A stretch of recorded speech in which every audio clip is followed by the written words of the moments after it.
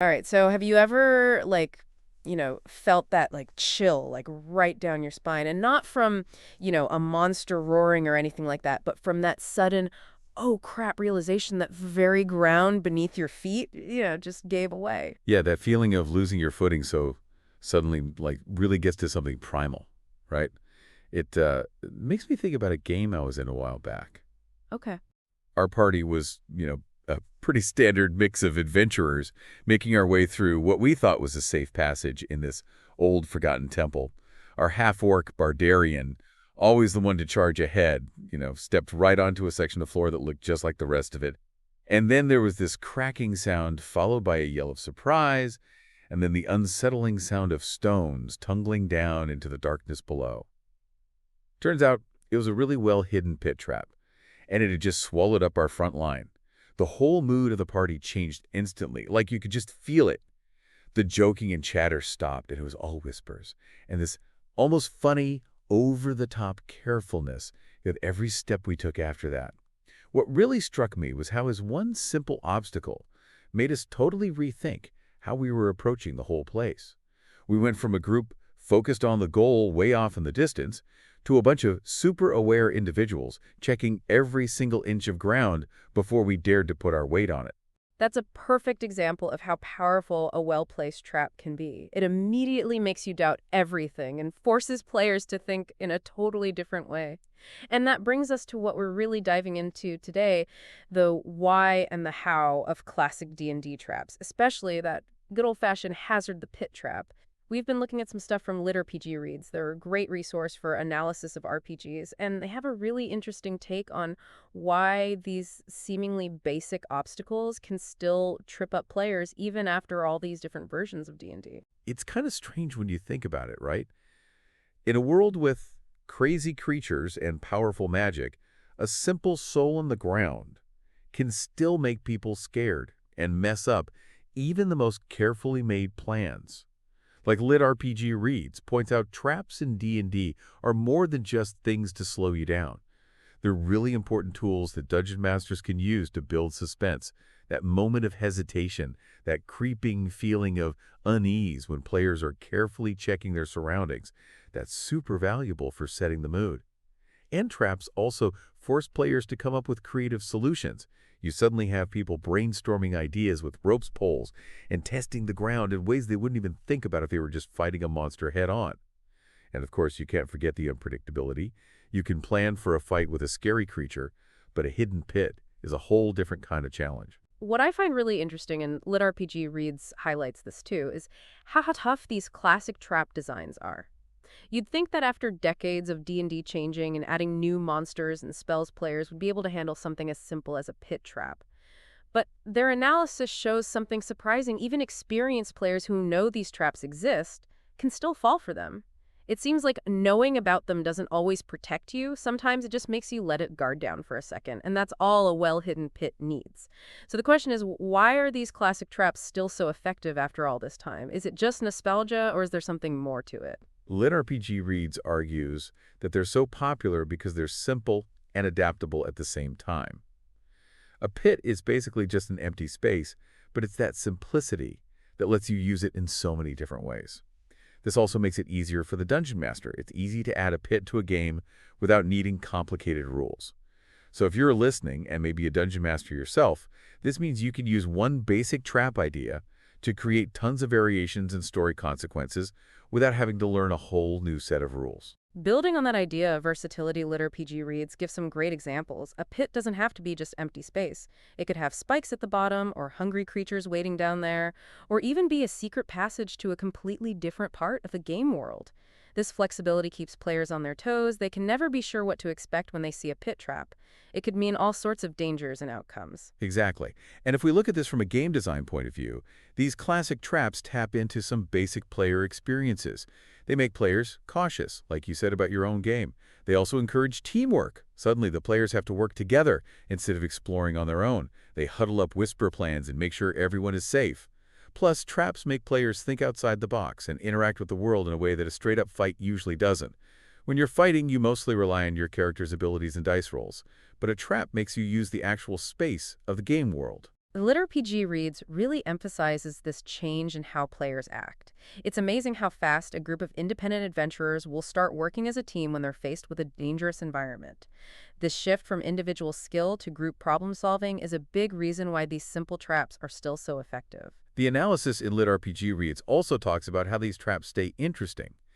Even when players think they know what to expect, a well-placed and slightly tweaked trap can still be suspenseful and exciting. It's not just about being surprised by the trap, it's about the shared experience of finding it and working together to get past it. And that's where the Dungeon Master's creativity really comes in, right? Taking that basic idea and adding unique twists. LitRPG Reads has examples like a pit that's not just a fall, but has a gelatinous cube in it, or a pit that gives off a weird magical aura. These small changes can completely change how the encounter plays out and keep players guessing. Exactly. It's about understanding what the trap does at its core, in this case, making you fall down, and then adding things that make sense for the environment. And the story the Dungeon Master telling, LitRPG Reads, calls the pit trap a jack of all trades, which is a good description because it can be used in so many different situations and settings. Okay, so let's get a bit more into the mechanics using more of the insights from LitRPG Reads. Usually a pit trap is triggered by something that seems harmless, like a pressure plate or a hidden cover. But the analysis says the real tension isn't just from the possibility of falling, it's from the anticipation and the thinking involved in finding and disarming the trap before it goes off. That's a really important point. A well-designed pit trap isn't just about punishing players for not paying attention. It's also about rewarding them for being observant and moving carefully. It encourages them to really look at their surroundings, use their perception skills, and be a little bit suspicious of everything. And as LitRPG Reads highlights, a pit trap can be a great way to tell a story too. The fact that it's there where it's placed and what's at the bottom can all tell you something about the history and purpose of that place. Was it built to hold something dangerous, to keep intruders out, to protect some valuable treasure? These are all questions the players might start thinking about. And that leads to an important question for the Dungeon Master. What's the story behind this particular trap? Is it ancient, a recent addition, or something that's still being maintained? That background can influence how the trap looks, how it works, and what clues players might find when they're trying to spot it. LitRPG Reads even has this awesome collection of different pit trap variations, some with poison spikes, some hiding monsters, and some with illusions. That resource from LitRPG Reads is so useful, it really gets your imagination going. A pit that teleports you somewhere else, a pit with a delayed trigger, a pit that looks dangerous but actually leads to treasure. The possibilities are endless. And like LitRPG Reads says, adding small details like broken arrows or bloodstains can make things so much more immersive and hint at potential danger. What makes those little clues so effective is that they make the trap more than just a mechanical challenge. They turn it into a part of the game world's history and encourage players to be more observant and piece together the story of the environment by looking closely. So based on what LitRPG Reads says, how can we use these classic trap ideas in modern games? They really emphasize that traps shouldn't just be stuck in old-school dungeons. You got it. LitRPG Reads wants us to think outside the dungeon. Imagine pit traps in cities maybe hidden under a king's staircase, hinting at courtly intrigue and betrayals. Or picture them in the wilderness, part of an old hunting ground connected to the natural lore of the world. That's a great way to make those classic hazards feel fresh. It's about taking the core idea and putting it in different environments to keep players on their toes. LitRPG Reads also talks about designing good trap encounters, saying it's not just about putting a hazard in a hallway. A really important part, as LitRPG Reads points out, is finding the right balance between trickery opportunities to think critically and fairness. They say it's important to foreshadow, giving subtle hints of danger without making it obvious that a trap is there. This could be anything from scattered debris to a suspiciously clean patch of floor, or even a local legend about hidden dangers. And giving players different ways to find or avoid the trap is key. Maybe a good perception check reveals a slight change in the stonework, or remembering a historical detail helps them figure out how the trap works. This means that different character skills can be useful in dealing with the hazard. LitRPG Reads also says that thematic consistency is important. A trap should make sense in the place where it is. They wouldn't expect to find a high-tech laser grid in an ancient tomb unless there's a good story reason for it. LitRPG Reads suggests using things like sound clues, or letting players find partial blueprints that hint at how the trap is designed. I really like the idea they have of interactive traps that players can maybe disable or even use to their advantage. This goes beyond just avoiding the trap and encourages players to be more active and creative. And like they say, making sure the trap fits with the overall story of the dungeon makes things more immersive. Absolutely. When traps feel like a natural part of the environment and its history, they become more meaningful and interesting for the players. LitRPG Reads then talks about adapting these classic traps for different campaign settings. And the examples they give are really creative. They really are undead cursed pits in a dark fantasy setting, magical vortexes in a high magic campaign, intricate clockwork pits in a steampunk world. These examples from LitRPG Reads show how adaptable these basic concepts are.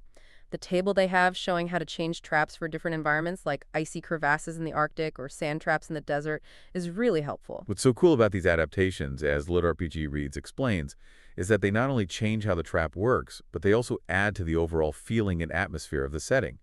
It makes the game world feel more real and consistent. LitRPG Reads also talks about the importance of keeping players guessing. It's about making them cautious without making them paranoid, encouraging them to be aware of potential dangers around them. Exactly. It's about getting them to really pay attention to the game world, to become good observers and investigators looking for clues. And the key to that, as LitRPG Read says, is to be creative and varied with your trap designs. Keep them on their toes. And LitRPG Reads has some great ideas for encouraging players to interact with traps, rewarding them for actively looking for traps, using non-lethal traps early on to teach them caution, and using environmental storytelling to hint at hazards are all good techniques they talk about. What's really important, as LitRPG Read suggests, is to make the experience fun and rewarding, not just about punishment. Letting players avoid traps by role-playing well, or using their skills cleverly, and even letting them find and exploit weaknesses in the trap's design can create memorable moments. I also like the idea they discuss of traps that are part of bigger puzzles, or that, when disabled, change the environment in a good way. This turns them from just obstacles into important parts of the adventure. And lastly, LitRPG Reads expands on the idea of simple pits, talking about how they can be used in puzzle design as hazards that enemies trigger and in complicated multi-trap gauntlets. These ideas turn traps from static obstacles into dynamic parts of an encounter.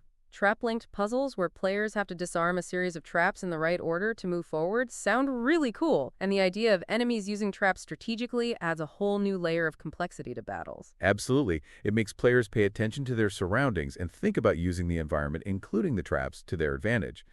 The examples LitRPG Reads gives about creative trap use, like mimic traps and traps based on the game world's lore, are really inspiring. In the end, it's all about making the game world feel alive and interactive, full of hidden motives and secrets waiting to be discovered. By designing traps carefully and using resources like LitRPG Reads, we can create truly memorable and exciting experiences for our players. And as LitRPG Reads concludes, traps are powerful storytelling tools. They show how creative the Dungeon Master is and how well they understand the game, weaving danger and intrigue into the story. It's about finding that sweet spot between challenge and fairness, giving just enough clues so that players feel smart and rewarded for being careful. So the goal of this deep dive was to understand why classic D&D traps are so appealing and effective, especially the pit trap, and to see how those ideas can be used in modern games. And I think our discussion using the great analysis from LitRPG Read has shown that they're still so powerful because they're simple, adaptable, and they encourage players to be cautious and work together. Exactly. And the pit trap, with all its variations, is a perfect example of this. It can be used in pretty much any setting and woven into the story in meaningful and interesting ways. It's a good reminder that to make a game really fun and memorable, you don't always need the most complicated rules. Sometimes all you need is a well-planned hole in the ground with a little bit of creativity. And when you think about how adding environmental storytelling and well-placed clues can turn a simple trap into something players will remember for a long time, something that can even reveal more about the game world, it really shows how much potential there is even in the most basic parts of game design. A big thank you to LitRPG Reads for their awesome analysis, and a shout out to Paul Bello for consistently giving the RPG community such great content. Absolutely. Now we want to hear from you. What are some of your most memorable trap encounters, either as a player facing dangerous dungeons or as a dungeon master creating clever hazards? Share your thoughts and stories in the comments below.